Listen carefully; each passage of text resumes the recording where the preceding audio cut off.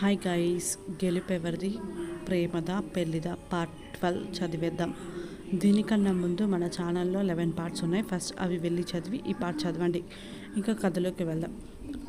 అంకిత room తలుపు తీసుకొని లోపలికి వెళ్తుంది. రూమ్లోకి అడుగు పెట్టగానే కాళ్ళకి మెత్తగా తగిలింది. ఏంటి అని చూసింది అంకిత. అక్కడ ఎర్ర రంగు గులాబీ రేకులు గది నిండా వేశారు. బెడ్ మీద కూడా అందంగా పువ్వులతో డెకరేషన్ చేసి ఉన్నాయి. బెడ్కి మధ్యలో ఎర్ర గులాబీలతో లవ్ సింబల్తో డెకరేషన్ చేశారు. ఒక పక్కన పండ్లు మరియు స్వీట్స్ ఉన్నాయి. అవి అన్నీ చూస్తూ అసలు గదిలో ఉండవలసిన మనిషి కనబడడం లేదు, అన్నీ ఉన్నాయి అనుకొని చుట్టూ ఒకసారి చూస్తుంది. అక్కడ ఎవ్వరూ కనబడకపోతే ఇంకా మన వల్ల కాదు ఇలా నుంచొని ఎదురు చూడడం కంటే వచ్చే వాళ్ళు డైరెక్ట్గా రూమ్లోకి వస్తారుగా అనుకొని వెళ్ళి టేబుల్ మీద పాలు పెట్టి పక్కనే ఉన్న బెడ్ ఎక్కి బాస్పట్ల వేసుకొని కూర్చొని పక్కన టేబుల్ మీద ఉన్న స్వీట్ల మీద చూపులు వెళ్ళాయి.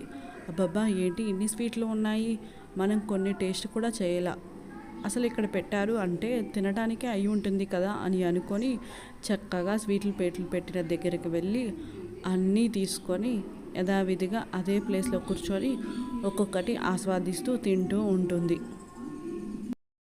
అబ్బా, భలే ఉన్నాయి, నోటి నిండా పెట్టుకొని ఆస్వాదిస్తూ తింటున్న అంకిత అప్పుడే గదిలోకి వచ్చిన అంకిత్ అలానే చూస్తూ ఉంటాడు. ఏంటి ఈ అమ్మాయి, మామూలుగా అయితే ప్రతి ఒక్కరు టెన్షన్గానో లేకపోతే కొంచెం సిగ్గుపడుతూ భర్త కోసం వేచి చూస్తారు, కానీ ఈ అమ్మాయి అందరికన్నా వేరేగా ఉంది. ఏంటి అమ్మాయి ఇలా ఉంది, ఇలాంటి అమ్మాయిని నేను ఎక్కడా చూడాల, తనకి నచ్చినట్లు ఉంటుంది ఎక్కడైనా అని అనుకుంటూ తన వైపు చూస్తూ ఉంటాడు అంకిత్. తనని ఎవరో చూస్తున్నారు అనిపించిందేమో. అంకిత హెడ్ని పైకి అని చూస్తుంది. అంతే, నోట్లో ఉంది అంతా ఒక్కసారి టెన్షన్ ఒక్కసారి మింగుతుంది. ఒకేసారి మింగడంతో పొరపోయి అవస్థ పడుతుంది. అది చూసి వెంటనే అంకిత్ ఫాస్ట్గా వెళ్ళి తనకి నీళ్ళు ఇస్తాడు. అవి తీసుకొని తాగి కొంచెం అంత సర్దుకున్నాక థ్యాంక్స్ అని చెప్పి బెడ్ మీద నుంచి లేచి నుంచొని పక్కనే ఉన్న టేబుల్ మీద పాలు తీసుకొని అంకిత్ వైపు చూపిస్తుంది. అది చూసిన అంకిత్, నేను నీతో మాట్లాడాలి అని అంటాడు. సరే చెప్పండి అంటుంది అంకిత. అది అని అంటాడు అంకిత్. అది తర్వాత చెప్పండి అంటుంది. నాకు ఇప్పుడు ఇది అంతా ఇష్టం లేదు, నాకు కొంచెం సమయం కావాలి అంటాడు. అప్పటి వరకు మనం బయట వారికి భార్యాభర్తలు, రూమ్లో మాత్రం నువ్వు నేను ఎవరికి ఏమీ కాము అని అంటాడు. అతను చెప్పినంతసేపు సైలెంట్గా విని నేను కూడా మీతో ఇదే మాట్లాడదాం అనుకున్నా, కానీ మీరే చెప్పారు, థ్యాంక్స్ అని చెప్పి బెడ్కి వేరే వైపు వెళ్ళి పడుకుంటుంది.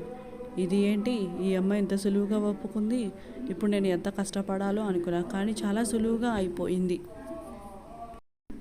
అని అనుకొని తను బెడ్ మీద పడుకోవడం చూసి, ఏంటి నువ్వు బెడ్ మీద పడుకున్నావు, మరి నేనెక్కడ పడుకోవాలి, నువ్వు పడుకుంటే అంటాడు అంకిత్.